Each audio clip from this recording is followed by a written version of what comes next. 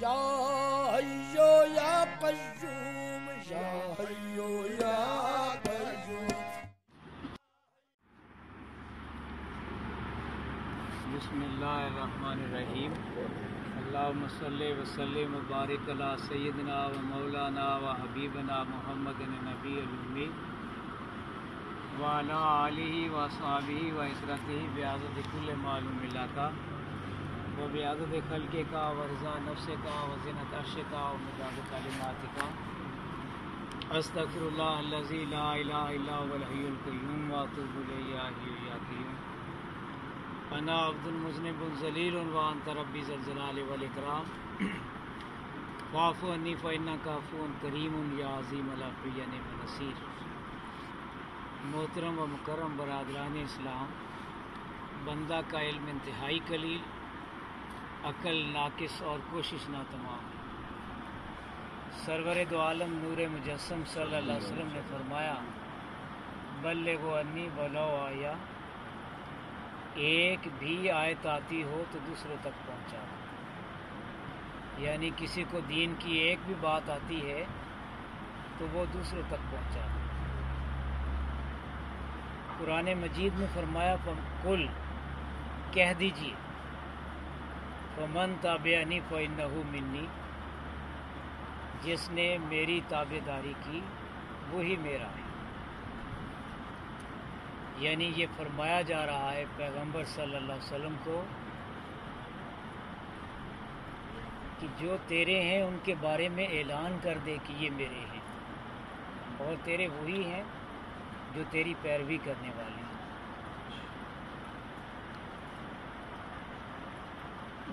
ہمارے شیخ حضرت سرکار ابو انیس قصیر العزیز، ان کا مقالہ ہے نسب کا فخر حرام، نسبت کا فخر فرض. نسب کا فخر حرام، نسبت کا فخر فرض. غور سے دیکھا جائے تو نسب کے اندر جو 3 حروف ہیں نون سین بے، نسبت میں پہلے وہی آتے ہیں 3،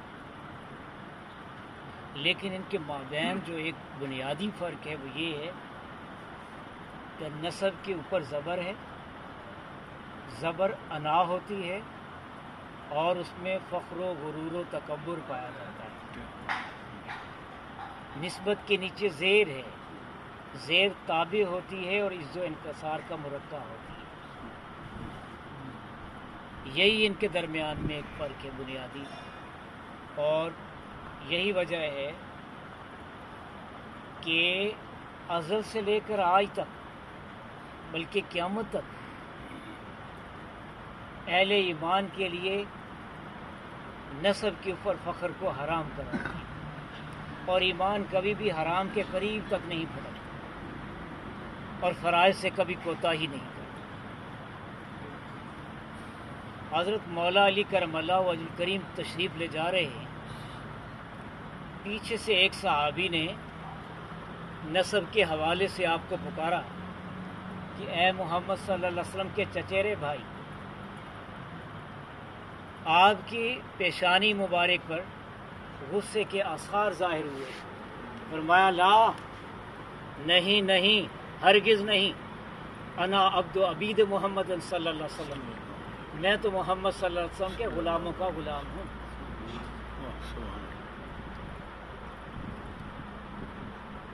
یعنی جو نسب کا فخر تھا اس کو توڑ دیا، جو نسبت کا علم تھا اس کو بلند کیا.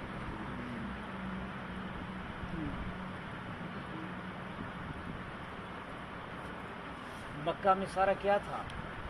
نسبی تو تھا. پورا مکہ بطون قریش میں سے ہے، اور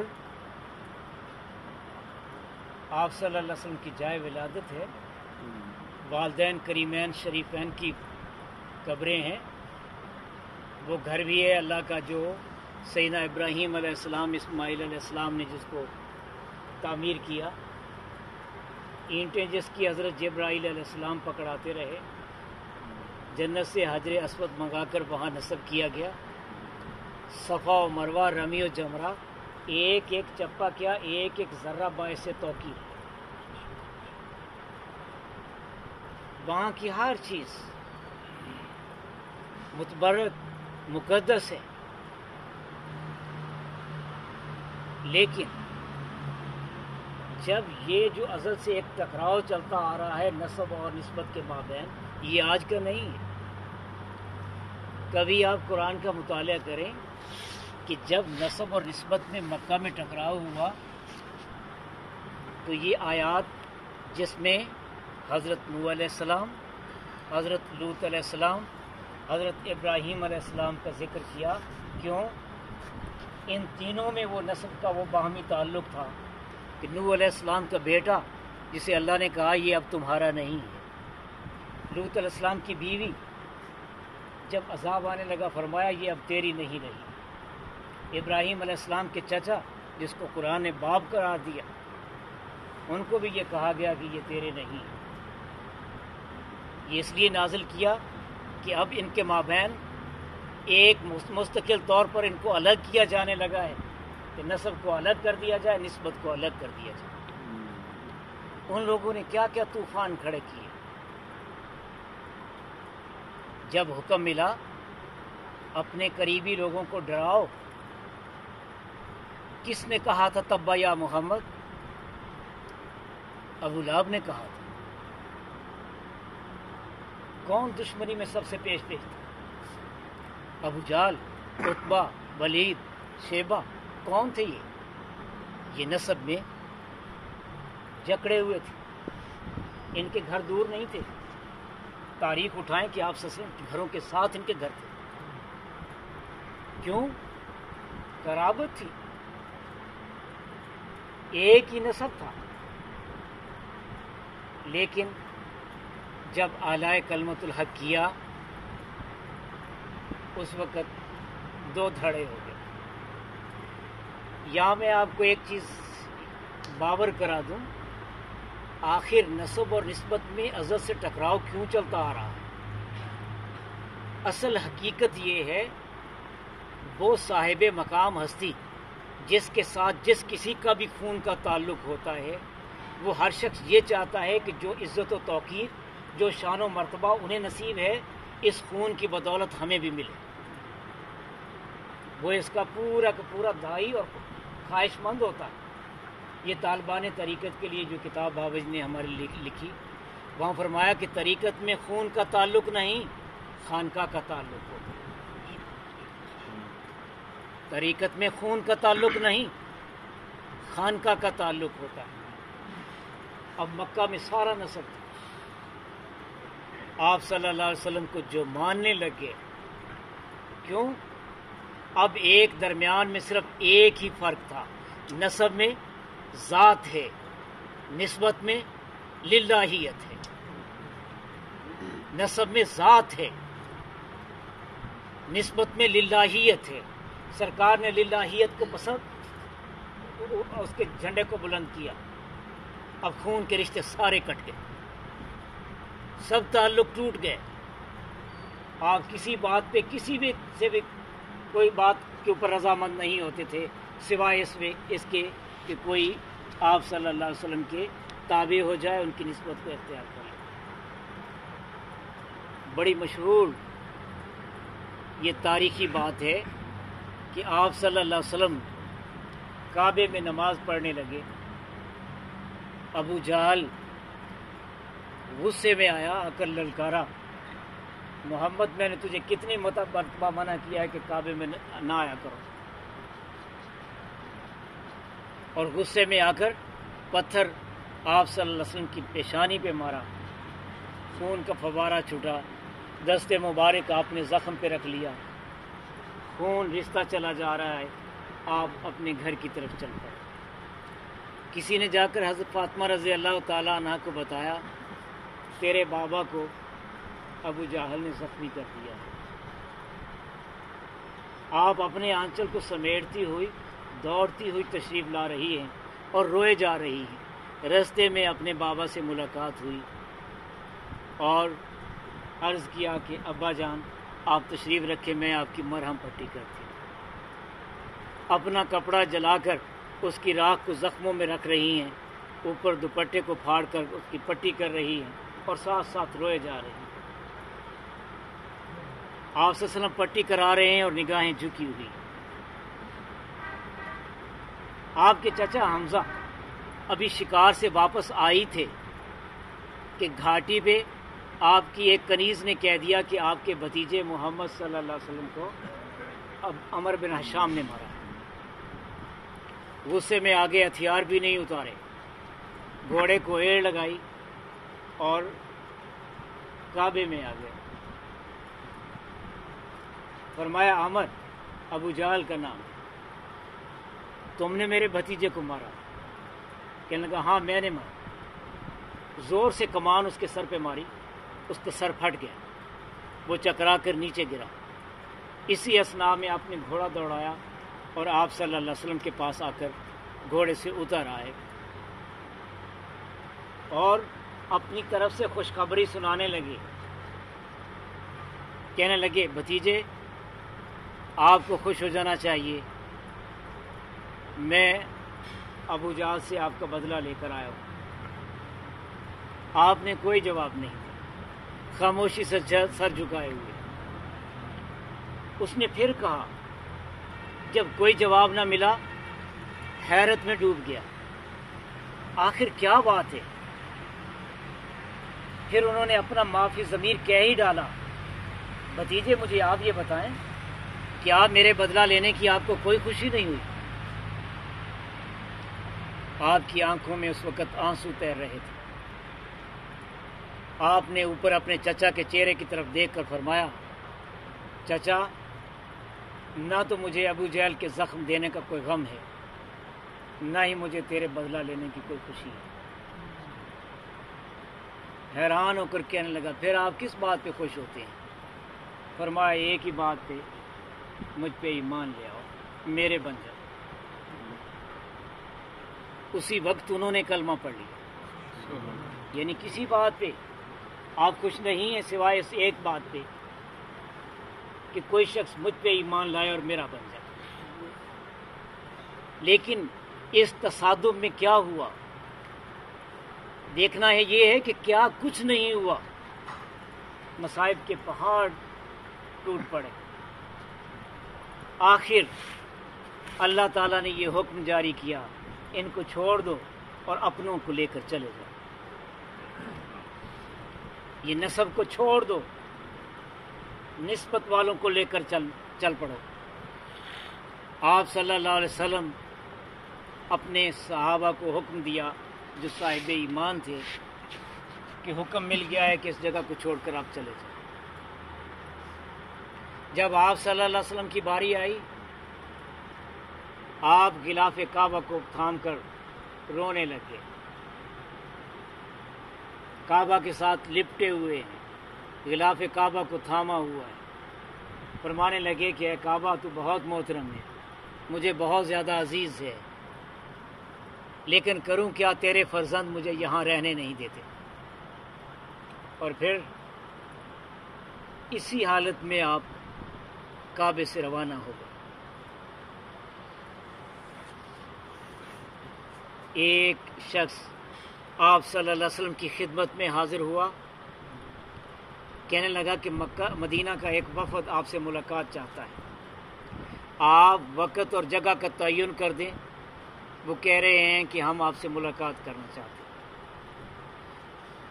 آپ نے فرمایا کہ عقبہ کی گھاٹی میں ان کو کہہ دے پہنچ جائیں، وقت وہ بتا دے میں وہاں پہنچ جاؤں۔ رات کی تاریکی ہے، 75 آدمی مدینہ شریف سے آپ صلی اللہ علیہ وسلم کے ساتھ مذاکرات کے لیے آئے۔ آپ صلی اللہ علیہ وسلم بھی تاریکی میں ان کے پاس چلے گئے۔ انہوں نے عرض کیا، یا رسول اللہ صلی اللہ علیہ وسلم، ہم نے دل و جان سے آپ کے اس دین کو قبول کر لیا ہے، لیکن ایک اشکال باقی ہے، جب تک آپ اس کی وضاحت نہیں کر دیتے تو ہمارے لیے یہ ایک مسئلہ رہے گا۔ آپ صلی اللہ علیہ وسلم نے فرمایا، پوچھو کیا پوچھنا چاہتے ہیں؟ وہ کہنے لگے کہ یا رسول اللہ صلی اللہ علیہ وسلم، جب ہم آپ کی جماعت میں شامل ہو جائیں گے تو یقیناً آپ کے نسب کے ساتھ ہمیں لڑنا بھی پڑے گا، ہماری جانیں جائیں گی، اولادیں قربان کریں گے، مال نثار کریں گے، لیکن ہمیں ایک بات بتا دیجئے کہ اگر اللہ آپ کو غلبہ عنایت کر دیتا ہے، فتح عطا کر دیتا ہے، کہیں ایسا تو نہیں ہوگا کہ آپ ہمیں پیچھے چھوڑ دیں گے اور رشتہ داروں کو اپنے قریب کر لیں گے، اپنے رشتہ داروں کو، اپنے نسب کو قریب کر لیں گے اور ہمیں پیچھے ہٹا دیں گے؟ فرمایا واللہ نہیں، اب تمہارا خون میرا خون، تمہاری عزت میری عزت، اب تم میرے ہو، میں تمہارا ہوں، میرا جینا اور مرنا بھی تمہارے ساتھ ہو۔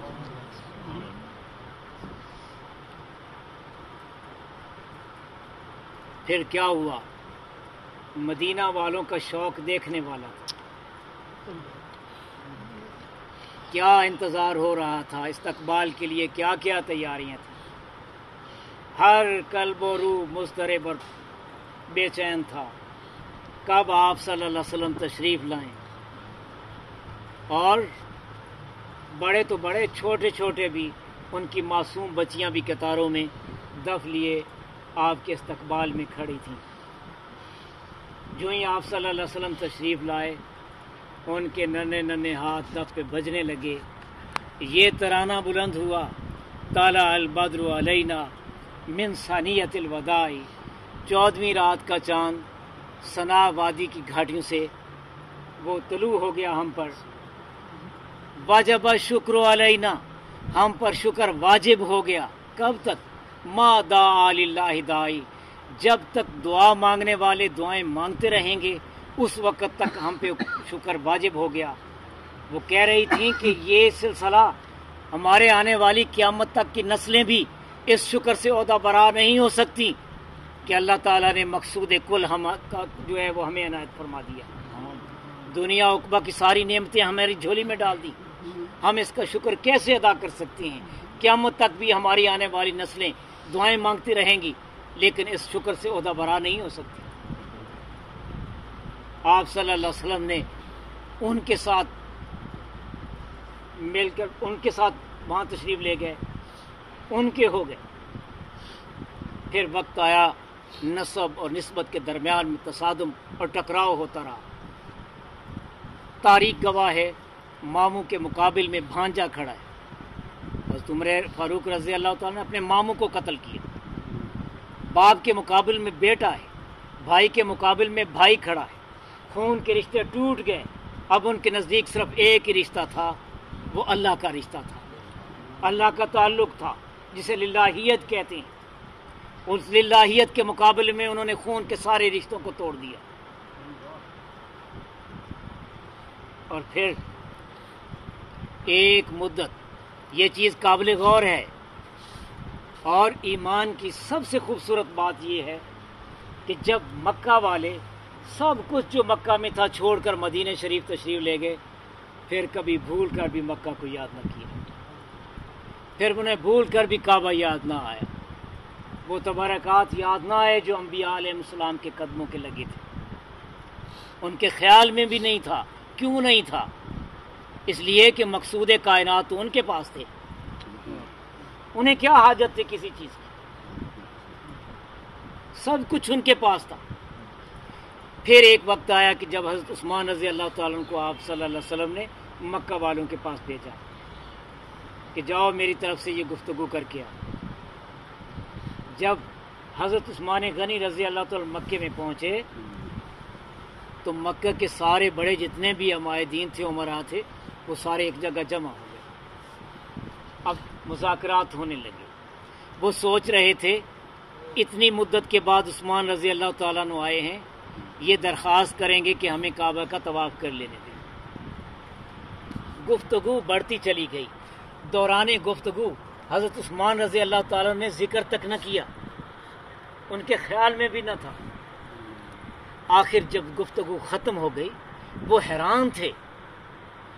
عمر بن سہیل نے کہہ دیا کہ عثمان قسمت سے آئے ہو، کعبے کا طواف کر لو، آج گئے ہو تو کعبے کا طواف کر لو۔ آپ نے کڑک کر جواب دیا फरमाया मैं और काबे का तवाफ, वल्लाह कभी हो ही नहीं सकता कि मैं काबे का तवाफ करूं जब तक मेरे आका सल्लल्लाहु अलैहि वसल्लम खुद तवाफ ना करें और मुझे हुक्म ना दें कि मेरी पैरवी में तवाफ करो। ये है ईमान की वो हदें जो क़यामत तक के लिए ईमान वालों के लिए मीनारा नूर का काम देती रहेंगी। और जो फ़क्र इल्लल्लाह है उसको आप सल्लल्लाहु अलैहि वसल्लम की पूरी सुन्नत की ताबेदारी नसीब होती है। ये हो ही नहीं सकता कि वो इस हालात में से न गुज़रे जिससे अम्बिया अलैहिस्सलाम बिलखुसूस आप सल्लल्लाहु अलैहि वसल्लम गुज़रे थे। आप में से लोग मौजूद हैं, दारुल एहसान में बाबा जी ने क्या कुछ नहीं बनाया।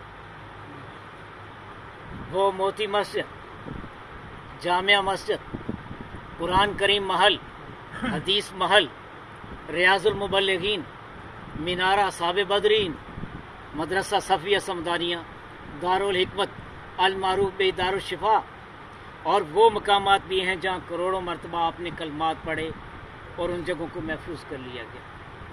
एक एक जो है वो चप्पा, ज़र्रा ज़र्रा विलायत के कदमों से मुशर्रफ हुआ। लेकिन हुआ वहीं भी जो अज़ल से हुआ, नसब निस्बत के साथ टकरा गया। नसब निस्बत के साथ टकरा गया। वो हुआ क्या कि बाबा जी हुजूर के जो कुड़म था उसका खत मैंने खुद अपनी आंखों से पढ़ा। लफ्ज़ तू कहने लगा, तू जंगल का एक फ़कीर है और हम चौधरी आदमी, हमने तुम्हें रिश्ता दिया है, ये मत समझे कि हम फ़कीर बन जाएंगे, हमने अपनी चौधराहट को बरकरार रखना है। और उसने फिर वही किया, हर लिहाज से नसब को सफारिश करके उस वक्त के एक रेलवे के वजीर तरीक़त में दाखिल हुए, अपना जिता कर कि मैं फलां हूँ, खैबर से लेकर कराची तक का सारा पानी का ठेका खुद ले लिया। फिर क्या करता, कोई बंगला, कोई राजी, कोई प्लॉट जिसके ऊपर किसी का कब्जा होता, उसको जाकर औने पौनों लेकर जो निस्बत में जो दाखिल थे लोग, उनको इस्तेमाल करके कब्जा छड़वा कर अपनी चौराहट को बढ़ा रहा था। लेकिन फ़कीर जिसने दुनिया को हमेशा के लिए खैर बात कहकर इस लाइन में आया है, कब पसंद कर सकता था। आखिर वही हुआ, नाना ने अपने नवासों को उभारना शुरू कर दिया। नाना ने अपने नवासों को, एक तो वो बच्चे थे, बाबा जी ने लिखा है, अंदर तहरीर पड़ी, फरमाया मेरा सिर्फ एक ही बेटा है और उसके आगे 4 बेटे हैं, वो मेरे करीब तक नहीं आते, मेरा उनके यहाँ होना ना होना बराबर है, मेरा उनके साथ कोई ताल्लुक़ नहीं। क्यों? अभी वो छोटे थे कि एचिसन कॉलेज में दाखिल हो गए, और एचिसन कॉलेज वो कॉलेज है जिसकी तरबियत में इंसान का दिमाग ज़मीन पे नहीं रहता, आसमानों पे चढ़ा दिए जाते। एक उधर कॉलेज की तालीम ने उनके दिमाग को ख़राब कर दिया, और दूसरी चौधराहट, जो अपने ननिहाल की तरफ, बल्कि सबसे छोटा तो वो दे दिया गया था मामू, वो फरेब खुर्दा शाही जो पला है करगसों में, उसे क्या खबर कि क्या है रहो रस्म शाहबाजी, उनको क्या पता फ़कीरी क्या है, वो क्या जाने कि ये तरीक़त क्या है। आखिर वही हुआ, उनके ये जो अहले तरीक़त हैं, आप लोग मुबारकबाद हैं। बेशक अहले तरीक़त तो अहले मोहब्बत होते हैं, इज़्ज़ो इनकसार का मुरक्का होते हैं। इनका हाल तो ये है, नहीं इश्क का कोई फ़लसफ़ा, जहाँ दिल झुके वहीं सर झुका, वहीं हाथ जोड़ के बैठ जा, न सवाल कर न जवाब दे। ان کا طریقے جو ہے وہ اسی طرح ہے. وہ تو ہاتھ جوڑ کر آگے کھڑے حکم کے منتظر ہے. ان کا تو کوئی اور سوال ہے ہی نہیں. عز و انکسار کے مرقع ہیں, اس طرح کھڑے ہیں ان کے حضور میں. لیکن ان لوگوں کا انسان کی زبان پر وہ الفاظ نہیں آتے جو لوگ انہوں نے ہر طریق کیا. ایون علاقے کے بدماش لوگوں کے ساتھ قرآن محل کی چھت کو پھاڑ کر جب باجی صاحبہ سرکار کے ساتھ ہجرت کر کے قرآن محل میں جب آپ نے سامان رکھ دیا, انہوں نے بدماشوں کے ساتھ قرآن کی نقب لگا کر وہ سامان چوری کروایا. اور کبھی ایسا بھی ہوتا اپنے ڈرائیور کو مار کر جو ہے وہ پنکھے کے ساتھ اس کو لٹکایا کہ یہ خودکشی کر رہا ہے. کہاں قرآن محل کا تقدس ان کے یہاں کچھ بھی نہیں. اتنا آخر ستایا, وہ تہمتیں لگائیں, وہ تمسخر اڑائے. اس مقام پہ بیٹھ کر نہ میری زبان اجازت دیتی ہے نہ آپ لوگ اس کو سن سکتے ہیں. میں اس کا ایک اشارہ کر دیتا ہوں. کس نوعیت کی تہمتیں جب باجی صاحبہ عین عالم شباب میں آپ دنیا کو سب کو ٹھکرا کر آپ اللہ کی راہ میں بابا جی کے پاس آئیں اور آپ صلی اللہ علیہ وسلم کی قیادت اور اجازت کے ساتھ آئیں, اس وقت آپ کے اوپر تہمتیں لگنی شروع ہو گئی. وہ تہمتیں کس نوعیت کی تھیں اس کا ریکارڈ آپ لوگوں کے پاس موجود بھی ہے. حیات طیبہ کی مووی موجود ہے. اس مووی میں بابا جی جب تشریف لے گئے وہاں باہو ماڑ شادی کے موقع پر, تو وہ سارے باراتی بہت زیادہ تعداد میں تھے. زائرین کی ایک اور بڑی تعداد وہ بھی وہاں تھی. تماش بین بھی یہ لوگ موجود تھے وہاں. وہ تصویریں دیکھیں اس میں موجود ہیں. اس وقت سرکار نے موقع سمجھا آج میں ان کے سارے تہمتوں کا میں جواب دے دیتا ہوں جو میرے اوپر انہوں نے فرمایا, میری معصوم عصمتوں کے اوپر جو انہوں نے تہمتیں لگائی ہیں. آج موقع تھا کہ ان کو ان کا جواب مل جاتا. آپ نے مائک منگایا, آپ فرمانے لگے بابا فرید گنج شکر رحمۃ اللہ علیہ نے خواجہ نظام الدین اولیاء کو بھیجا کہ جاؤ کلندر صاحب سے پاس رکا لے جاؤ, اس کا جواب لے کر آؤ. بابا جی مائک کے اوپر اس طرح ہاتھ مارتے ہیں اور فرماتے ہیں کہ انہوں نے جا کر دروازہ کھٹکھٹایا اور کہا کہ جی میں رکا لایا ہوں بابا صاحب کی طرف سے. اندر سے نوجوان لڑکی کا مہندی والا ہاتھ خوبصورت باہر آیا اور رکا پکڑ لیا. خواجہ نظام الدین اولیاء کے ذہن میں یہ خیال آیا کہ کلندر کی بارگاہ میں ایک نوجوان لڑکی کا کیا کام ہے. اب تہمتیں وہ کلیئر ہو جائیں گی آپ کے پاس کہ کلندر کی بارگاہ میں ایک نوجوان خوبصورت لڑکی کا کیا کام. اندر سے کلندر صاحب نے غصے میں جواب دیا کہ جواب مل چکا ہے, اب لے جاؤ رکا واپس. جب آئے بابا صاحب اس وقت فرماتے ہیں کہ اوئے تمہیں معلوم نہیں تھا کہ کلندر کی بارگاہ میں جو لڑکی ہوتی وہ ایسے ہی ہوتی جیسے محمد رسول اللہ علیہ وسلم کی بیٹی فاطمہ. تمہارے دل میں خیال کیوں پیدا ہوا, تم نے سوچا کیوں اتنا. ان لوگوں کو اسی وقت ڈوب کر مر جانا چاہیے تھا. اگر غیرت ہوتی اتنا ہی کافی تھا. جو طریقت والے تھے وہ تو قربان ہو رہے تھے اور وہ تہمتیں لگانے میں کبھی ایک مقام پہ اکٹھے ہوئے تمسخر اڑا رہے ہیں, دوسرے مقام پہ جو ہیں وہ مذاق اڑا رہے ہیں, تہمتیں لگا رہے ہیں. آخر حد سے جب کم بڑھ گیا حکم یہی ملا چھوڑو ان نسب والوں کو, دے دو سب کچھ ان کو جو کچھ پڑا ہے, اور یہ چھوڑ کر جو ہے وہ چلیں اللہ کے راستے میں نکلیں. ان کھتانوں میں بھیج دیے سب کچھ, کہا یہ لے لو. تو یہاں تشریف لے آئے. 3 ہستیاں تھیں ہجرت کرنے والی. ہجرت نے کاٹ کر رکھ دیا, نسب کو الگ کر دیا, نسبت کو الگ کر دیا. 3 ہستیاں وہاں سے چلیں. جو گاڑی چلا رہے تھے وہ بھائی نجیب اللہ صاحب تھے اور پیچھے باپ بیٹی تشریف فرما تھے. صاحبزادی انیس اختر سلام اللہ اور حضرت ابو انیس کو سر العزیز پیچھے تشریف فرما. اس مقام پہ گاڑی آ کر رکی. ایک شاندار استقبال ہوا. تاریخی استقبال ہوا، تاریخی۔ آسمان والے ششدر رہ گئے، حیران رہ گئے جو استقبال ان کا یہاں ہوا۔ وہ 3 نہیں تھے، بتاؤں ان کے ساتھ کون تھا؟ سرکار نے لکھا اللہ ہادی ہے، رسول اللہ صلی اللہ علیہ وسلم مہدی، میرے ہادی کا، میرے مہدی کا نہری کھتانوں، گھاس پھوس کے ویرانوں، جنگل چڑیوں کے آشیانوں، مٹی کے ڈھیلوں، ٹالی، بیری، توت، گلر نے استقبال کیا۔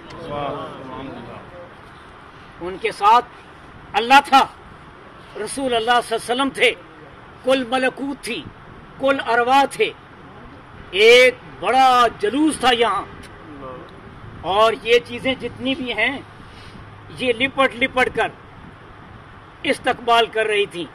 اور آگے فرمایا کہ وہ اس قدر وہ لپٹی، کہنے لگی کہ اب یہاں سے نہ جانا۔ پھر ان کی قلبی کیفیات کا ذکر کرتے ہوئے فرمایا کہ یہ چیزیں اب مجھ سے اتنی مانوس ہیں، مانوس کیوں نہ ہوں، وہ تو ہیں ہی ابو انیس کے، ان سے محبت بانٹ رہے ہیں۔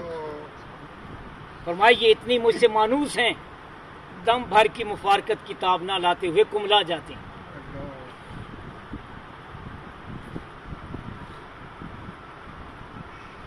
یہ ایک بڑے نکتے کی بات سنیں، نسب کے اوپر جب تک نسبت کی مور نہ ہو مردود ہوتا ہے۔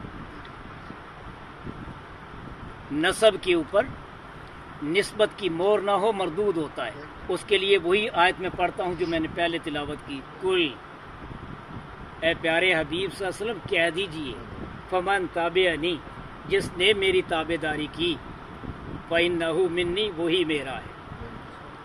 کیا دنیا کو نہیں پتا تھا کہ حسین رضی اللہ تعالیٰ عنہ آپ صلی اللہ علیہ وسلم کے نواسے ہیں؟ سب کو پتا تھا، لیکن قرآن کے حوالے سے آپ صلی اللہ علیہ وسلم کو لوگوں کے سامنے کہنا پڑا الحسین منی وانا من الحسین، لوگوں سن لو حسین میرا ہے، میں حسین کو، العلی منی وانا من العلی، علی میرا ہے، میں علی سے ہوں، الحسن ابن سید، حسن میرا بیٹا ہے، سردار بیٹا ہے۔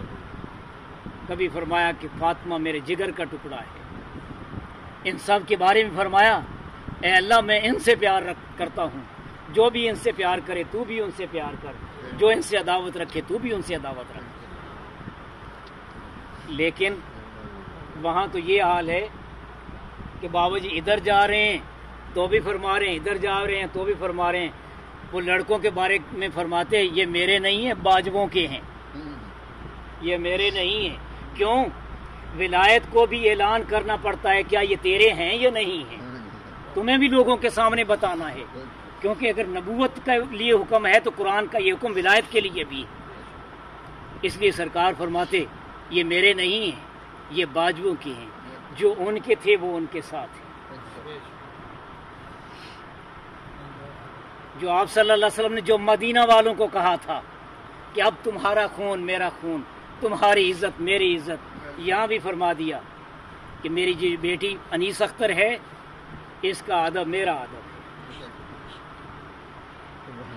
اس کا ادب میرا ادب ہے، اس کی عزت میری عزت ہے، اس کی توقیر میری توقیر ہے، اس کا گستاخ اور بے ادب میری طریقت سے خارج ہے اور میرے فیض سے محروم ہے۔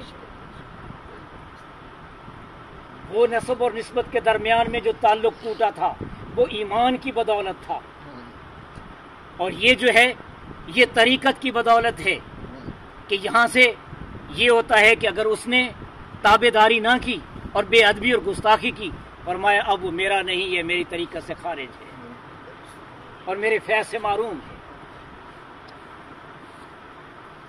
آپ خوش قسمت ہیں، نسب مٹنے والا ہے، نسبت کبھی نہیں مٹتی، قیامت کے بعد بھی یہ قائم ہے۔ بخاری اور مسلم کی حدیث پاک آتی ہے، قیامت کے دن جب سارے اہل محشر جمع ہوں گے اس وقت آپ صلی اللہ علیہ وسلم فرماتے ہیں ایک آواز آئے گی، اور وہ آواز اللہ رب العزت کی ہوگی۔ اللہ فرمائیں گے کہ اے وہ لوگو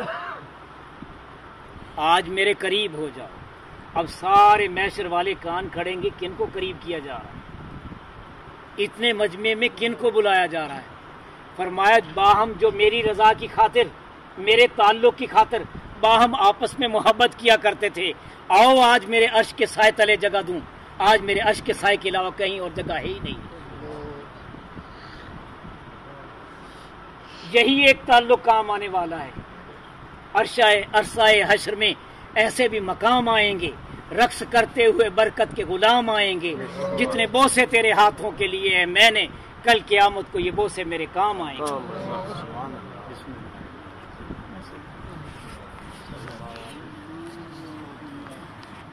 یا